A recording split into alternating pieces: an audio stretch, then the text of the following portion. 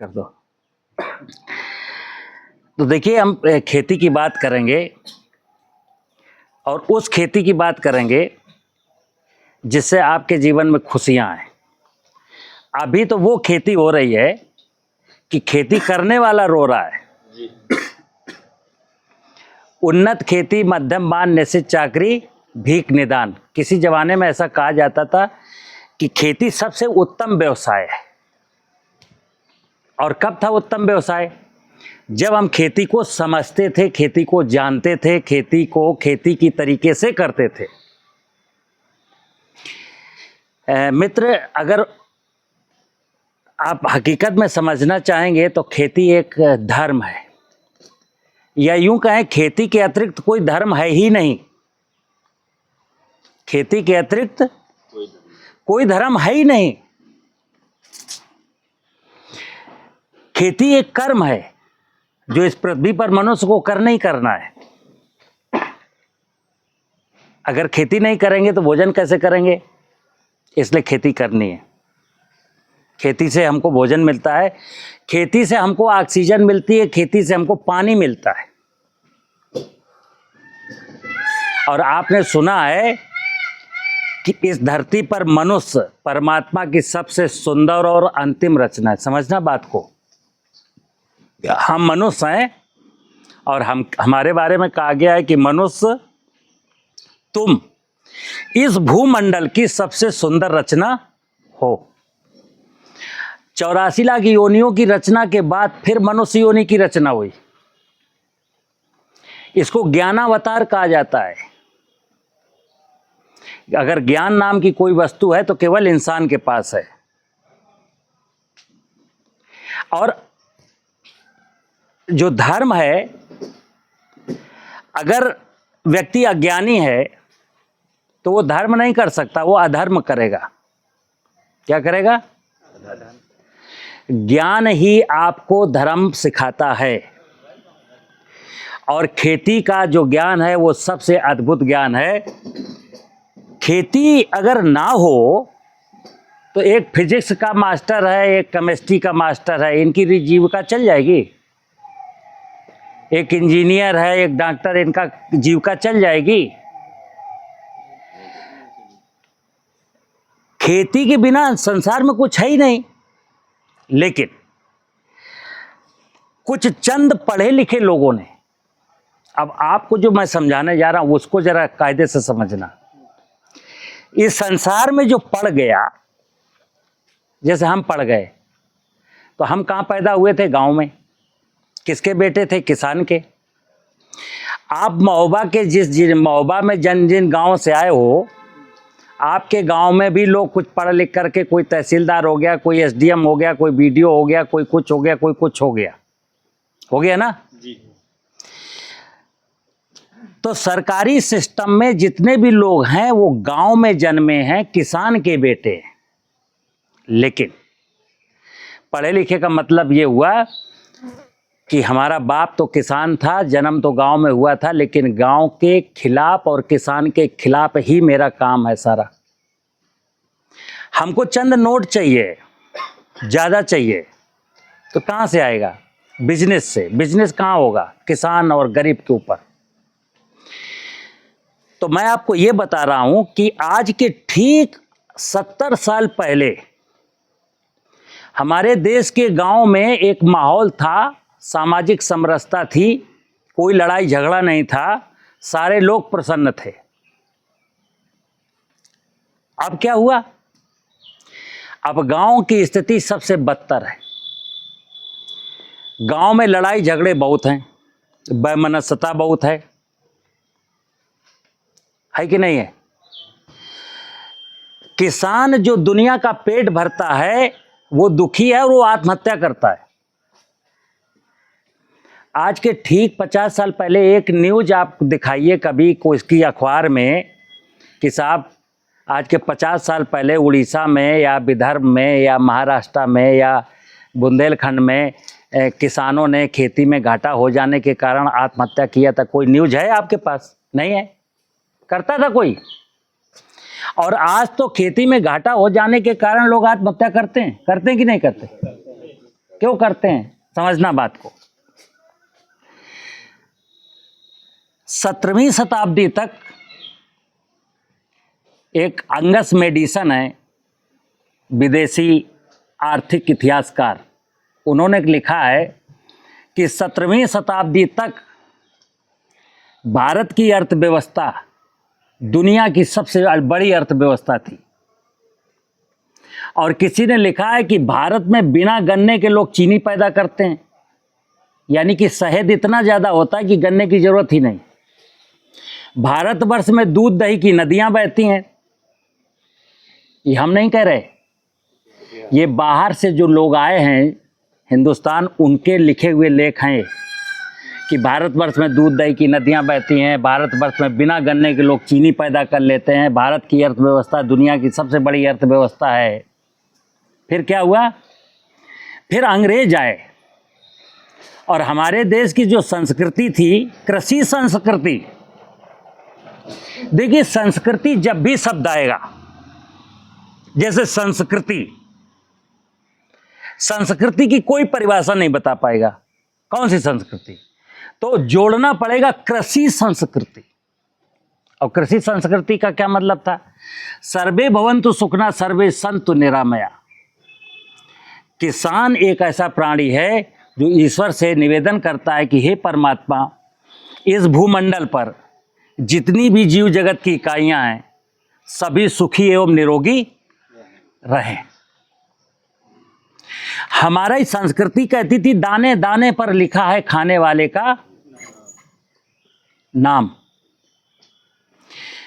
तो अंग्रेजों ने कुछ एग्रीकल्चर की पॉलिसी में कुछ ऐसा खुराफात किया कि जब हम उत्तम खेती हुआ करती थी, भारत की अर्थव्यवस्था सबसे बड़ी थी, भारत दुनिया का 34% खाद्यान्न पैदा करता था। 1947 में जब देश आज़ाद हुआ तो यहाँ खाने के लिए भोजन नहीं था। यानी कि किसने सत्यानाश किया? अंग्रेजों ने। ठीक है, आप सुनना। तो देश के प्रधानमंत्री आदरणीय लाल बहादुर शास्त्री जी ने नीतियों से, किसानों से, वैज्ञानिकों से आह्वान किया कि भाई देश के नागरिकों को भरपेट भोजन मिल सके, ऐसा कुछ करो। तो पढ़ा लिखा आदमी जान तो क्या करता है? पढ़ा लिखा आदमी कुछ भी करता है तो उसमें अपना स्वार्थ देखता है, अपना स्वार्थ, कि उत्पादन तो बढ़ाएंगे लेकिन हमको क्या मिलेगा। तो हरित क्रांति में जितने भी कार्यक्रम अपनाए गए उनसे उत्पादन बढ़ गया। निश्चित है कि 1950 के दशक में मेरे पास 60 मिलियन टन केवल खाद्यान्न होता था और आज हमारे पास 350 मिलियन टन खाद्यान्न है, कि यानी कि खाद्यान्न का उत्पादन 5 गुना ज्यादा बढ़ गया। लेकिन अब वैज्ञानिक लोग, कृषि नीतियां यही अपनी पीठ थपथपाती हैं, क्या? कि हमारी वजह से, हमारी टेक्नोलॉजी ने देश को 350 मिलियन टन से अधिक खाद्यान्न दिया। लेकिन एक चीज की बात कोई नहीं करता, कौन सी?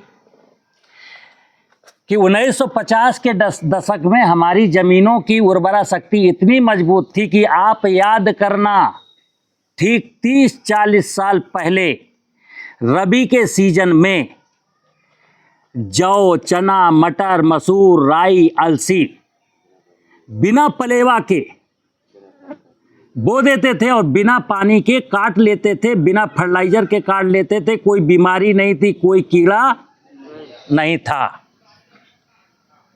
जमीन ऐसी थी। अब क्या हुआ? अब साहब आप चना मसूर भी बिना पलेवा के नहीं बो सकते और एक पानी भी लगाना पड़ेगा। अगला, अब अगर एक बोरी डीएपी 1 एकड़ में नहीं दोगे तो मसूर पैदा नहीं होगी।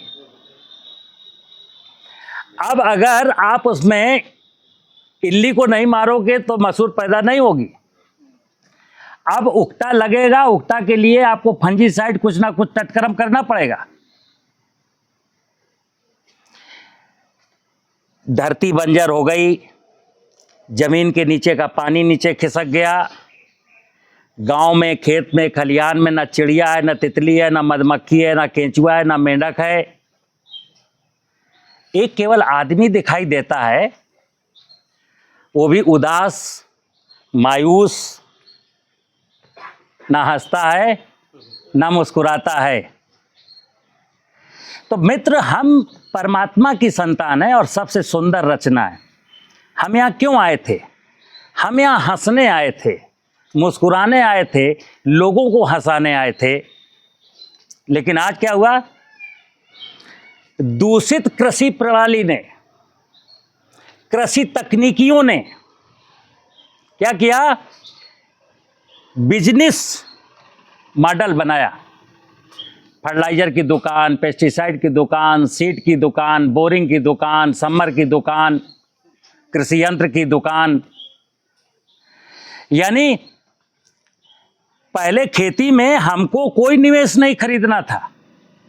घर का बैल, घर का आदमी, घर का बीज, खेत में बो आया, काट लाया, लागत कोई नहीं, लागत कुछ नहीं। इसलिए किसान धनाढ़ था, खेती को उत्तम व्यवसाय का दर्जा प्राप्त था। इस आधुनिक युग में क्या हुआ कि पढ़े लिखे लोगों ने टेक्नोलॉजी के नाम पर किसानों को कुछ बेचना शुरू किया और किसान को यह लालच दिया गया, तुम्हें अगर पैदावार बढ़ानी है तो ऐसा करो। उसने कहा अच्छा। तो मित्र, बात इतनी है कि पैदावारी तो बढ़ गई। आज हमें सोचना क्या है? पैदावारी तो बढ़ी, लेकिन फिर उस पैदावारी, बढ़ी हुई पैदावारी का लाभ हमको क्यों नहीं मिला? आपको तो नहीं मिला, आपको तो नहीं मिला, तभी तो किसान आत्महत्या करता है। तो मैं आपको ले चलता हूं उस कृषि की ओर जहां पैदावारी बढ़े, लागत ना लगे, आप मुस्कुराएं।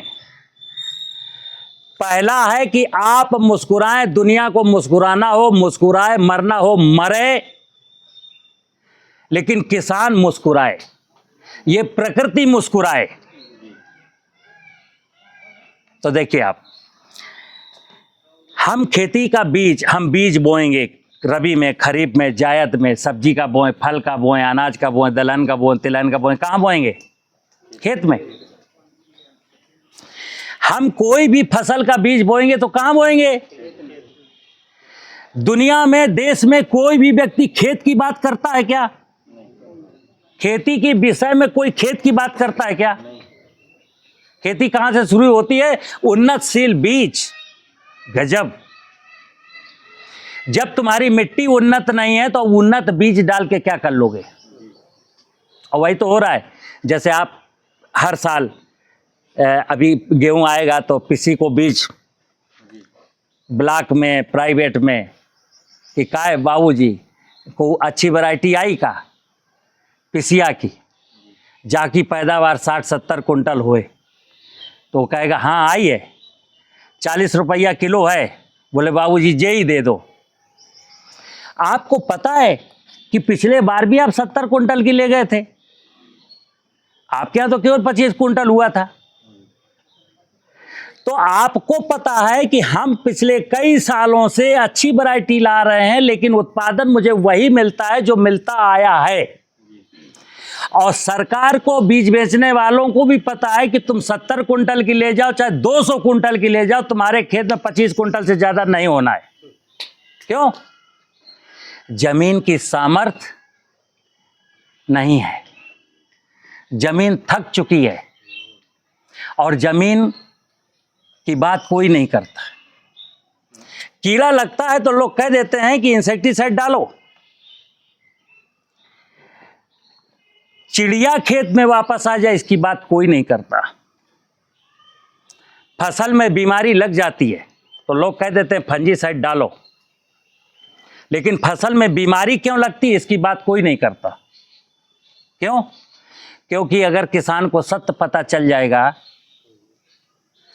जमीन का सत्य, धरती माता का सत्य, अगर किसान को सत्य पता चल जाएगा तो देश में ये लाखों लोग जो व्यवसाय कर रहे हैं ना एग्रीकल्चर के साथ, किसानों के साथ, उनकी सबकी दुकानों में ताले लग जाएंगे। तो हमारे फोर फादर, हमारे पिताजी, हमारे बाबा, जब बोरिंग नहीं हुआ करती थी, जब ट्रैक्टर नहीं हुआ करता था, जब फर्टिलाइजर नहीं था, जब कोई पेस्टिसाइड नहीं था, जब कोई टेक्नोलॉजी नहीं थी, जब कोई कृषि वैज्ञानिक नहीं था, तब भारत पुरोहित राष्ट्र कैसे था? तब भारत की अर्थव्यवस्था दुनिया में सबसे अच्छी कैसे थी? क्योंकि तब हमारा किसान, देश का किसान बहुत ही जानकार था, होशियार था। वो खेत को कैसे बनाना है वो जानता था। मोटी मोटी मेड़ें हुआ करती थी, बारिश का पूरा पानी रोकता था। खेत की मेड़ों पर पेड़ होते थे जिनसे जलाने की लकड़ी, छाया की लकड़ी, इमारती लकड़ी, फल मिलते थे। अपने घर में बैल होते थे। ना ट्रैक्टर की 10 लाख के ट्रैक्टर की जरूरत, ना कृषि यंत्र की जरूरत, ना डीजल की जरूरत। पूरा का पूरा एक रैकेट है, विदेशी साजिश है। उसके अंतर्गत जब देश आज़ाद हुआ तो हमारे देश के लोगों ने एक गाना गाया, कुछ बात है कि हस्ती मिटती नहीं हमारी, कुछ बात है कि हस्ती मिटती नहीं हमारी। तो उन्होंने कहा इनकी कौन सी हस्ती है जिसके कारण इनकी हस्ती नहीं मिटती? तो पता चला कि भारतवर्ष की जो कृषि संस्कृति है वो इतनी अद्भुत है कि इनकी संस्कृति को मिटाया नहीं जा सकता। तो फिर क्या किया गया कि भारतवर्ष की कृषि संस्कृति पर चोट करो। ट्रैक्टर आया 1960 के दशक में। ये कहा गया क्या बैल को 2 बार छोड़ना, पानी पिलाना, सानी चारा करना, रे ये ट्रैक्टर 2 घंटे में पूरे खेत जोत देगा। जिनके पास सामर्थ्य थी उन्होंने ट्रैक्टर लिया। फिर पड़ोसी को अच्छा लगा और उसने भी मोटिवेट किया जो ट्रैक्टर लाया था, क्योंकि अगर पड़ोसी बैल बेच दे तो इसकी जुताई करके भी 2 पैसा मिलेगा। फिर और ट्रैक्टर आया, और ट्रैक्टर आया, और ट्रैक्टर आया। देश अब गांव में 10-12% लोगों के पास ट्रैक्टर हो गए। 85 से 90% लोग आज भी किराए के ट्रैक्टर से खेती करते हैं। अब उनको तो आत्महत्या करनी भाई साहब, क्योंकि उनके पास कोई संसाधन नहीं है। पहले हमारा बैल था, खेत जोताता था, चारा भी ले आता था, खेत से माल भी ले आता था, मंडी भी माल ले जाता था बेचने के लिए। अब आपको 4 कुंटल अगर गेहूं बेचना है तो भी ट्रैक्टर वाले से कहना भैया रात चलोगे क्या? तो कहेगा रात जाएंगे हम, तुम्हारे पास 4 कुंटल है यार, 4 कुंटल के लिए क्या रात जाएंगे, तुम्हारी मजबूरी है। तो तुम कहोगे 1000 रुपया ले लेना, कहोगे कि नहीं कहोगे? आज बात चल रही है प्राकृतिक खेती की। प्राकृतिक खेती में भी अब जब प्राकृतिक खेती की बात शुरू हुई तो फिर कुछ लोगों को चुनना लगा क्या कि अगर देश का किसान प्राकृतिक खेती को समझ गया और प्राकृतिक खेती करने लगा तो ये लाखों लोगों की दुकानें फिर बंद हो जाएंगी। तो उन्होंने कहा कि चूंकि हमारे देश की नीतियां चाह रही हैं, आदरणीय मोदी जी चाह रहे हैं, योगी जी चाह रहे हैं, हमारे कृषि मंत्री चाह रहे हैं, तो बड़े बड़े लोग चाह रहे हैं मान लो, लेकिन जो सिस्टम में लोग बैठे हैं वो लोग क्या सोचते हैं कि इस प्राकृतिक खेती को ऐसा कुछ घुमा दो कि ताकि किसान को समझ में ना आए या किसान कर ना पाए, अगर करे भी तो उसको कोई फायदा ना हो और वो फिर रसायनों की ओर लौट जाए। ठीक है ना? तो आप परंपरागत खेती से जुड़े हुए लोग हैं, तो मैं क्या कहता हूं कि खेती में हमें कुछ किसी की नहीं सुनना। खेती में केवल एक चीज सुनना है जो अभी तक नहीं सुनाई गई। खेती में कहा जाता है बायो फर्टिलाइजर, नाइट्रोजन घोलक, पोटास घोलक, जिंक घोलक, नैनो यूरिया, ड्रोन। आपको केवल एक चीज मैंने समझाई कि बीज जो बो रहे हो वो धरती के कोख में बो रहे हो, बस सीधा सीधा सिद्धांत। अगर धरती माता की कोख उर्वर होगी तो हम उसमें कोई भी बीज डालेंगे उसकी पैदावार अच्छी होगी, और अगर धरती की कोख बंजर है, वो उर्वर नहीं है, तो आप कितने भी घोड़े दौड़ा लेना, आप अपने खेत में 10 वैज्ञानिक लाके खड़े कर देना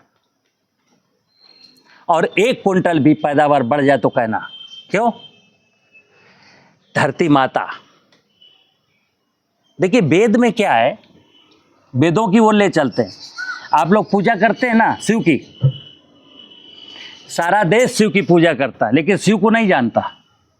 शिव माने, जैसे ही शिव का नाम आएगा तो आपके दिमाग में क्या आकृति आती है? एक तो कैलेंडर में जो शिव बाबा छपे हैं वो, जैसे ही कोई शिव का नाम लेगा आपके दिमाग में, आपके जेहन में एक आकृति पैदा होती है कैलेंडर वाली, कि नीले रंग का एक पुरुष है, एक हाथ में डमरू है, एक हाथ में त्रिशूल है, कमर में जो है शेर की खाल पहना हुआ है और हिमालय में बैठा है या हिमालय में खड़ा है। यही आता है ना? या एक शिवलिंग है, ये आता है आपके दिमाग में क्यों?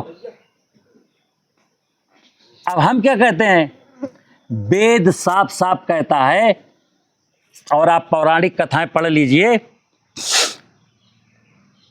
ये धरती ही शिव है, धरती ही। जब केवल धरती है तो शिव है, और जब धरती मां कहते हैं तो मां तब कहते हैं जब पार्वती जुड़ जाती हैं शिव के साथ। जब पार्वती हैं तो धरती मां बन जाती है, और जब पार्वती नहीं होती तो केवल शिव बचते हैं। अब पिता तो अपने बच्चों का कल्याण नहीं कर सकता, बोलो। एक बाप बच्चों को पाल सकता है, बच्चों को मातारी ही पालेगी। तो मां कौन है? मां है इस धरती के ऊपर खड़ी हुई वनस्पतियां, जंगल, जिनसे हमको नफरत है, जिनके बारे में मैं कहता हूं साहब पेड़ जो है छाया मारता है, तो आप कहोगे पार्वती शिव जी को छाया मारती है, तो आपने पेड़ काट दिया, अब शिव जी बच गए अकेले। मातारी बाप दोनों साथ नहीं होंगे तो बच्चों का लालन पालन हो जाएगा? तो इस धरती के ऊपर जितनी भी वनस्पतियां हैं वो सब मां पार्वती, मां दुर्गा है, और धरती शिव है। ये सत्य आपको धर्म गुरुओं ने नहीं बताया। क्यों? वहां भी वही चक्कर है, उनकी दुकान बंद हो जाएगी। यहां तो सबको अपनी अपनी दुकान चलानी है। और फिर सुनना, जब कोई व्यक्ति स्वार्थी होता है, लालची होता है, तो वहां धर्म नहीं होता। जब धर्म गुरु के अंदर स्वार्थ आ जाए, लालच आ जाए, और फिर वो धर्म की बात करे, तो धर्म की बात नहीं, वो अधर्म की बात होती है। धर्म में तो भैया सबका कल्याण होता है। धर्म का मतलब होता है एक वह यज्ञ जो समर्पण सिखाता है, त्याग सिखाता है, लालच नहीं सिखाता। तो किसान को आज की तारीख में खेती में हम हमेशा, आप सोशल मीडिया में देख लीजिए, कोई वैज्ञानिक होगा कहे अमरूद का बाग लगाइए, 1 एकड़ में 80 पेड़ लग जाएंगे, एक पेड़ से 1 क्विंटल अमरूद निकलेगा, अमरूद 20 रुपए किलो बिकेगा, एक पेड़ से जो है 20,000 का अमरूद हो जाएगा, और टोटल जो है 20 लाख का फायदा हो जाएगा। वो ये बताते ही नहीं 80 पेड़ में 20 तो सूख जाएंगे, और 20 पेड़ों में फल नहीं आएंगे, और अमरूद 20 रुपए किलो बिकेगा नहीं। सत्य कोई बताएगा ना? यहां यह बताया गया कि अमरूद की खेती करने के बाद 3 लाख रुपए प्रति एकड़ का फायदा है। केले की खेती से इतना फायदा है, फायदा फायदा फायदा। ये फायदा जब सारी दुनिया फायदे की बात करेगी तो नुकसान कहां जाएगा? बोलो। जब सब लोग फायदा चाहेंगे तो नुकसान कहां जाएगा? प्रकृति के पास जाएगा, भगवान शिव के पास जाएगा, मां पार्वती के पास जाएगा। और जब मां पार्वती और शिव को घाटा होगा तो हालात ये होंगे जो आज हैं, कि किसान को आत्महत्या करनी पड़ेगी, किसान को कर्ज में डूब के मरना पड़ेगा। और अगर मां पार्वती संपन्न है और धरती माता शिव मेरे संपन्न है, तो क्या होगा, फिर आपको कोई चिंता ही नहीं करनी। जैसे जंगल में जाओगे, जंगल में किसी भी वनस्पति को, अरे जंगल छोड़ो, आपके सड़क के किनारे यार पेड़ खड़े हैं, नहर के किनारे पेड़ खड़े हैं, उनको किसी ने लगाया था क्या? चिड़िया ने बोया था? किसी ने पानी दिया है क्या? कोई बीमारी लगी है क्या? उसके फल खट्टे नहीं हैं, उसके तो फल मीठे हैं। आंधी तूफान में कोई पेड़ गिरता है क्या? तुम्हारे पेड़ तो गिर जाते हैं।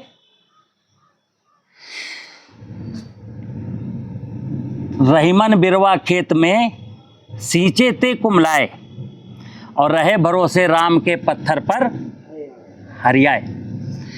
तो हम किसान को क्या करना है, केवल दो चीजें ध्यान रखना आप। जैसे आज पानी की संकट है, स्प्रिंकलर से पानी दो, पानी बचेगा, ड्रिप से पानी दो, पानी बचेगा। कितना पानी बचाओगे यार तुम? पानी तुम्हारे पास एक दिन होगा ही नहीं, स्प्रिंकलर भी नहीं चलेगा और ड्रिप भी नहीं चलेगी, तुमको 2 चुल्लू पानी पीने के लिए भी नहीं मिलेगा। क्यों? बारिश कम होने लगेगी, और जो पानी होगा वो आप जलाशयों में रोकोगे नहीं, पानी कहां से मिलेगा? तो हमको जो शिव की और पार्वती की पूजा करनी है, और क्या करना है? शिव का मतलब है धरती, धरती का मतलब है कि देखिए, जब पानी, अभी पानी हो रहा है, बारिश का सीजन है, पानी बरस रहा है। ये बताओ पानी किसके लिए बरस रहा है? जरा बताओ। पानी इंसान के लिए नहीं बरसता, ध्यान रखना। वायुमंडल में, ब्रह्मा जी के क्षेत्र में, ब्रह्मा जी के कमंडल में पानी है। ब्रह्मा जी को निर्देश है कि वनस्पतियों को पानी पिलाना। जहां जितनी ज्यादा वनस्पतियां होंगी वहां उतना ज्यादा पानी बरसेगा, और जहां जितनी कम वनस्पतियां होंगी पानी कम बरसेगा। तो ध्यान रखना आप, ब्रह्मा विष्णु महेश 3 देव रक्षा करें।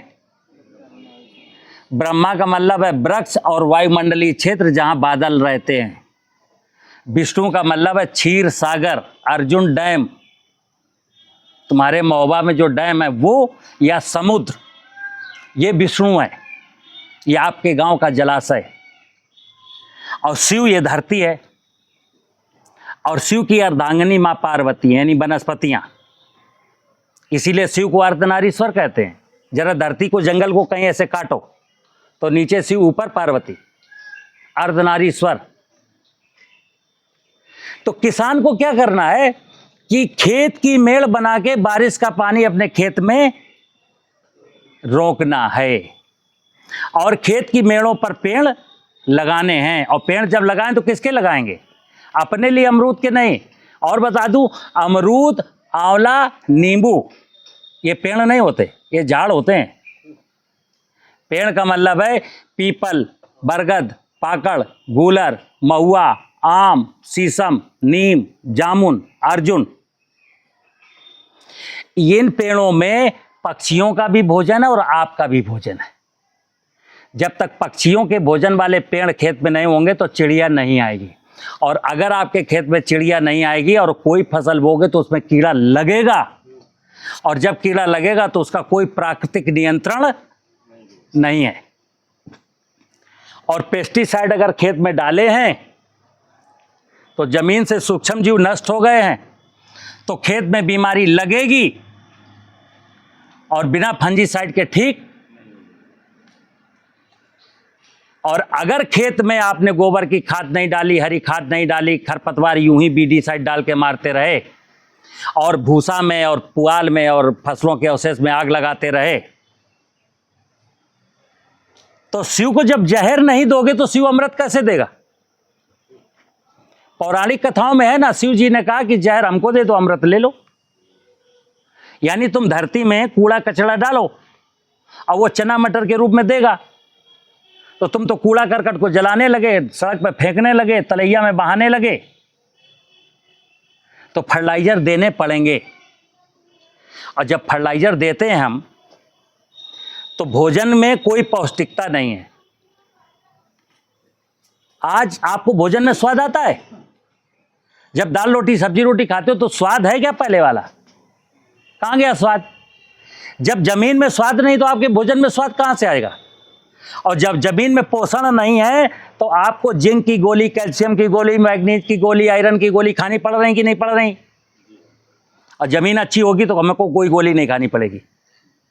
तो सुनना, धरती माँ जिस दिन संपन्न हो जाएगी उस दिन फसलों में बीमारी नहीं लगेंगी, और जब फसलों में बीमारी नहीं लगेंगी और फसल का अनाज मैं खाऊंगा और भूसा मेरा जानवर खाएगा, तो ना मुझे बीमारी होगी ना मेरे पशु को बीमारी होगी। और अभी क्या है देखना, विज्ञान चाहता है कि धरती ठीक ना होने पाए, पक्का बता रहा हूं आपको। इसीलिए मैंने कहा दुनिया में जमीन को सुधारने की कोई आवाज कहीं से नहीं सुनाई देती, क्योंकि चिकित्सा विज्ञान चाहता है जिस दिन सॉइल समृद्ध हो जाएगी उस दिन बीमारियां खत्म हो जाएंगी, तो हमारी पढ़ाई का क्या होगा। और ऐसे ही एग्रीकल्चर में धंधा करने वाले लोग चाहते हैं कि अगर मिट्टी सही हो जाएगी तो मेरा फर्टिलाइजर कैसे बिकेगा। तो आपको बता रहा हूं, आपको जागरूक होना पड़ेगा। जागरूक होंगे कि नहीं है कि लकड़ियां खेलते रहेंगे? दो चीजें मैं फिर बता दूं, अगर हम सबको अपनी संतानों के उज्जवल भविष्य की चिंता है। देखिए, आपके पिताजी तो चाहते थे मेरी संतान का भविष्य उज्जवल हो, तभी उन्होंने खेत की मेड़ बनाई थी। आपके पिताजी चाहते थे मेरे बच्चों का भविष्य उज्जवल हो, तभी उन्होंने खेत की मेड़ पर पेड़ लगाए थे। हमारे बुजुर्ग चाहते थे बच्चों को कुएं का पानी मिले, तभी उन्होंने जलाशय बनाए थे। हम लोगों ने क्या किया, सरपंची मिल गई तो तालाब में पट्टा, 2-3 लाख रुपया मिले तालाब खत्म, 10-20 हजार रुपया मिले महुआ को पेड़ गायब, और खेत की नेक सी एरिया बढ़ जाए तो मेड़ गायब। बोलो, मेड़ तुमने काटी, पेड़ तुमने काटा, जलाशय आपने पूरा। अब जब मेड़ नहीं है, पेड़ नहीं है, जलाशय नहीं है, तो जलचर नहीं है, थलचर नहीं है, नभचर नहीं है, तो ये काले रंग की खोपड़ी बची एक। तो भगवान बेवकूफ था, परमात्मा बेअकल था कि जो 84 लाख योनियों का निर्माण किया। तो मित्र, प्राकृतिक खेती का मतलब क्या है कि जियो और जीने दो। हमको आधुनिक विज्ञान कह रहा है कीड़ा लगा इसको मार दो, चूहे को मार दो, नील गाय को भगा दो, बकरी को घुसने मत दो, चिड़ियों को खाने मत दो। हमारे बुजुर्ग कहते थे दाने दाने पर लिखा है। क्यों? समझना बात को। चूहे की कहीं और जमींदारी है क्या? चूहा कहाँ खाएगा? हिरन कहाँ खाएगा? खरगोश क्या खाएगा? जिसने बनाया है नेचर को, ईश्वर की माया है, और ईश्वर की माया के साथ जो यकीन करेगा, ईश्वर पर भरोसा रखेगा, उसको ईश्वर दुखी नहीं करेगा। और जो व्यक्ति ईश्वर की माया को बिगाड़ेगा, ईश्वर की व्यवस्था को मारने का प्रयास करेगा, वो स्वयं मर जाएगा। देर लगेगी। और हमें लगता है ये दुनिया मरने वाली, क्योंकि राम की माया को, ईश्वर की माया को कोई कंसीडर नहीं कर रहा है। अगर हम राम की माया को कंसीडर नहीं करेंगे और मंदिर में जाके घंटी बजाएंगे तो क्या होगा? बोलो, राम खुश होंगे? शिव जी को दूध चढ़ाओगे, पानी चढ़ाओगे, धतूरा चढ़ाओगे और धरती में जहर डालोगे, विष डालोगे, ये वाला गंदा वाला, तो शिव बाबा खुश होंगे? और पीपल, बरगद, महुआ के सब पेड़ काट लोगे तो पार्वती, दुर्गा जी की 9 दिन उपासना करोगे, दुर्गा मैया खुश होंगी? तो हम लोग कौन सी, मतलब भगवान को भी चूतिया समझते हैं, मतलब भगवान को भी धोखा देते हैं कि देख भगवान तेरी पूजा कर रहा हूं, देख भगवान तेरे लिए यज्ञ कर रहा हूं। यज्ञ का मतलब है समझदारी। कुछ मत करिए, इंसान कुछ ना करे, केवल खुराफात करना बंद कर दे। परमात्मा की संतान हो, परमात्मा ने वचन दिया कि बेटा 2 वक्त की रोटी का इंतजाम मैं तुझे करके दूंगा। केवल खुराफात मत कर यार, कुछ कर सकते हो तो अच्छा करो, और नहीं करते हो तो चद्दर तान के सो जाओ। खुराफात बंद कर दो, तब भी एक बार ईश्वर माफ कर देगा। ठीक है ना, बात समझ में आई?